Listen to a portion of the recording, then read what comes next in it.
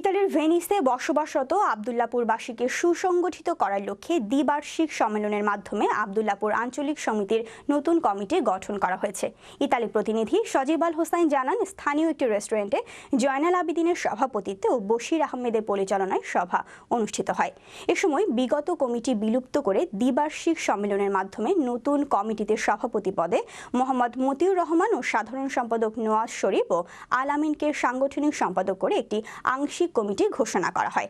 আলোচনা সভায় স্বাগত বক্তব্য দেন কাইয়ুম মিয়া, তাজুল ইসলাম, মশিউর রহমান, আলমাস মিয়া, শফিকুল ইসলাম, আলম সরকার, পলাশ বাঘা সহ আরো অনেকে। এ সময় তারা জানান, তারা কারো প্রতিপক্ষ নন। সকলে চান ভেনিসে বসবাসরত আবদুল্লাপুরবাসী সহ সমস্ত বাংলাদেশিদের উন্নয়নে অংশীদার হতে।